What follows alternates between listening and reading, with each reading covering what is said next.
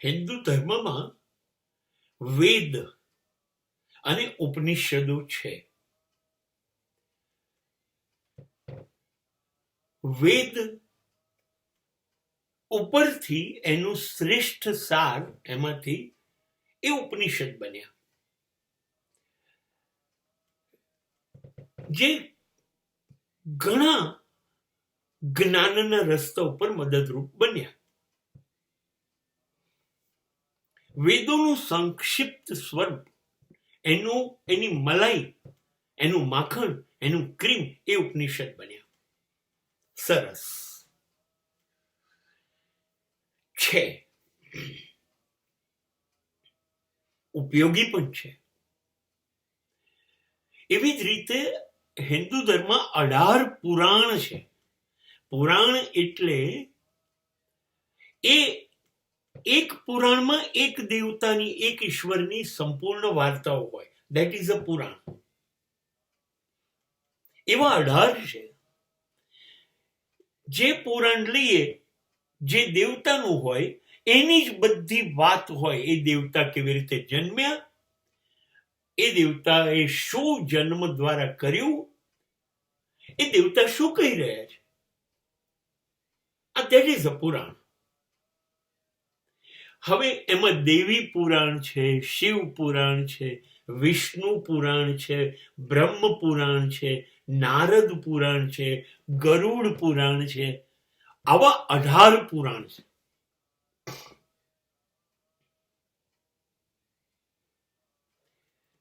કોઈ પ્રશ્ન નથી.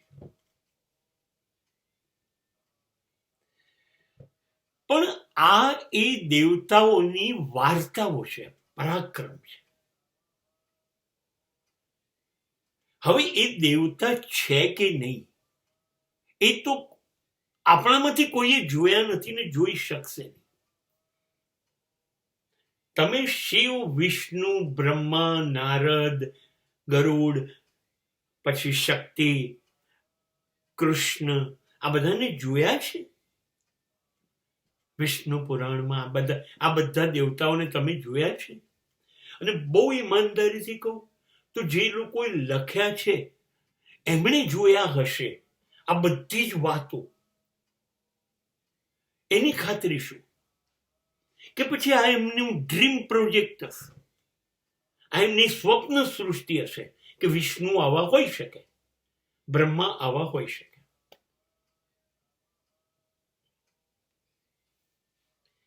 આપણે વાર્તાઓથી દૂર રહેવાનું હતું, આપણે નથી રહેતા. આપણે એમાં પાગલ થઈ ગયા.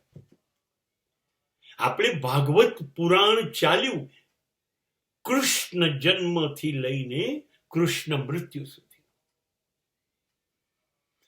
આજે રોજ એક એવું ગામ તો છે જ્યાં ભાગવત ચાલતું હશે.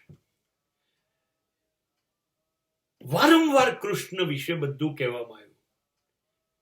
એ જ મથુરા, ગોકુળ, વૃંદાવન, ગોપીઓ, એ રાસલીલા, એ બાળ લીલા, આ બધું જ વારંવાર કહેવામાં આવ્યું.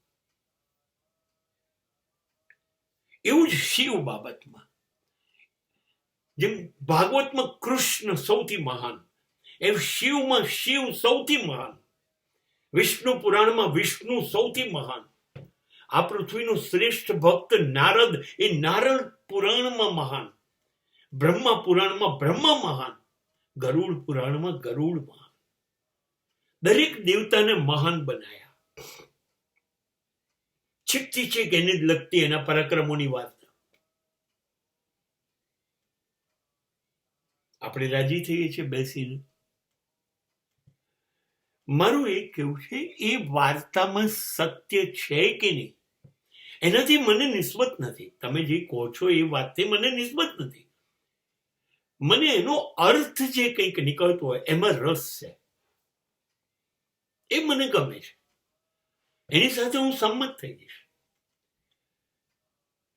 જેમ કે વિષ્ણુ એટલે પૃથ્વીનું પોષણ, હું સંમત છું કે આખી દુનિયાનું પોષણ વિષ્ણુ કરે. બ્રહ્મા એટલે સર્જન, હું એ સાથે સમજુ છું કે સર્જન એટલે બ્રહ્મા કહેવાય. અને વિસર્જન, નાશ, પ્રલય એટલે શિવ, એ મને ખ્યાલ છે. જેને આપણે માતાજી કહીએ છીએ એ શક્તિ. બિલકુલ બિલકુલ મેં માતાજીને જોયા નથી ને ક્યારેય જોઈ શકીશ નહીં, એટલે મારી ઓકાત નથી.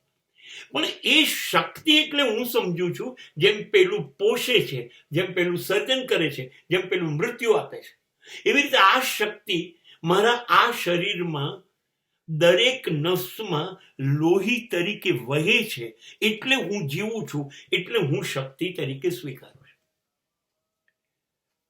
હવે તમે જુદી જુદી વાતો કરો છો, કરેક્ટ. તમે વિષ્ણુ પુરાણમાં વિષ્ણુના અદ્ભુત, બ્રહ્મ પુરાણમાં બ્રહ્મ, શિવમાં શિવ, આ બધાને અદ્ભુત બનાયા. તો મને એમ લાગે છે આટલા મહાન દેવતાઓએ મહાન રાક્ષસોને લાખોને મારી નાખ્યા, તો એ ચંડી પાઠમાં શું કરતા હતા? ત્યારે મહિષાસુર, ચંડમુંડ, શુંભ નિશુંભ, રક્તબીજ, આ બધા કેવી રીતે, આ બધા દેવતાઓ ભેગા હતા તો એને કેવી રીતે હરાઈ ગયા? તમે બધી જગ્યાએ રાક્ષસોને મારી નાખો છો, તમે અદ્ભુત છો, કબૂલ, તમારા પુરાણોમાં તમે કહ્યું છે. તો આ બધા રાક્ષસો તમને કેવી રીતે હરાઈ ગયા? અને તમારા પુરાણમાં તો તમે કેટલાયને મારી નાખ્યા હતા, તો આ બધા આવ્યા ક્યાંથી? ચલો આવ્યા, પણ તો તમને કેવી રીતે બધા ભેગા હતા, બ્રહ્મા, વિષ્ણુ, મહેશ, ઇન્દ્ર વગેરે બધા, તો તમને હરાઈ કેવી રીતે ગયા?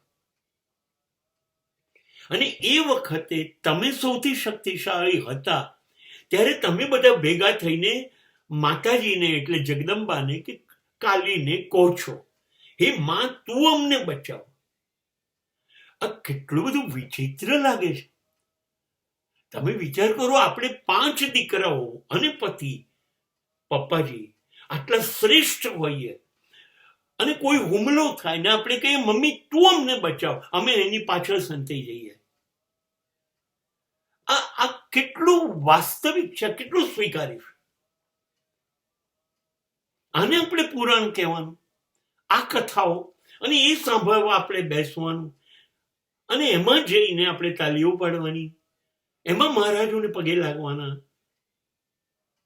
અને દાન દક્ષિણા કરવાની, અને એમાં આપણે પુણ્ય કરી આયા એવું સમજવાનું. આ પુરાણ છે.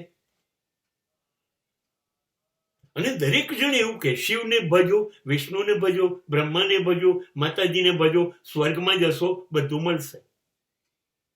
અને પછી થયું શું એ ખબર છે તમને?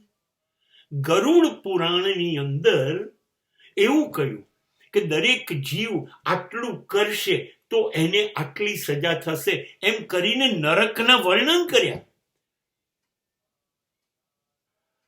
તમે જુઠ્ઠું બોલશો તો ગરમ તાવડામાં તમને તળવામાં આવશે, તમે ચોરી કરશો તો આ સજા થશે, તમે લૂંટ કરશો તો આ થશે, તમે કઈ પણ ગુનો કરશો તો બધા ગુનાઓની સજા અને નર્કમાં કેવી રીતે કેટલા વર્ષ તમારી હેરાનગતિ થશે એનું વર્ણન કર્યું. મતલબ પેલી બાજુ જો તમે લલચાશો નહીં ભગવાનના નામથી કે અમે સાંભળીએ તો અમને બધું મળી જશે, હા તો અમે નરકના નામે તમને બીવડાઈશું. યાદ રાખજો કે તમારી આ હાલત થશે. કાં તો લોભ લાલચ તરફ લઈ જાય છે પુરાણો, અને કાં તો તમને બીવડાવે છે કે તમને લોહીની નદીઓમાં તરાવીશું, પરો નીકળશે, તમને ભાલા મારશે, તલવારો મારશે, તેલમાં તળશે, તમને કૂતરા અને ખતરનાક જાનવરો તમને ફાડી ખાશે. એટલે આ શું કરવા? અમે ડરી જઈએ માટે.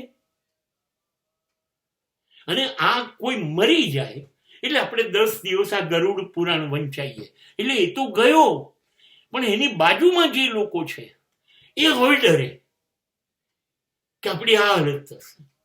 તો પુરાણો કાં તો લલચાવે છે અને કાં તો બીવડાવે છે. આમાં ધર્મ ક્યાં આવ્યો?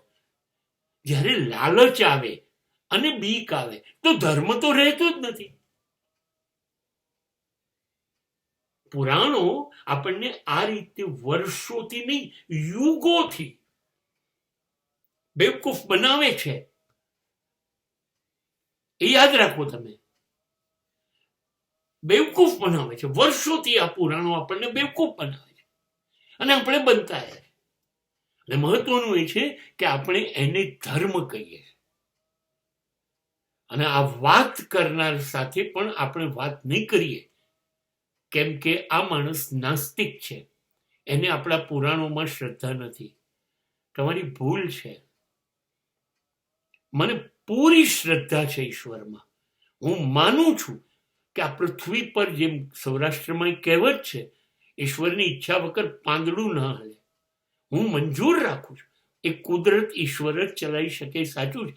પણ વાર્તાઓ શું કામ આવી? શું કામ છેતરવાની? ભોળી ભાલી શહેરની પ્રજા આટલું વિચારતી પણ તે ગામડાની પ્રજાને ખબર બી નથી બિચારાને. એ મહારાજ જે કે છે માને, અને પુરાણો એ દ્વારા છેતરે છે.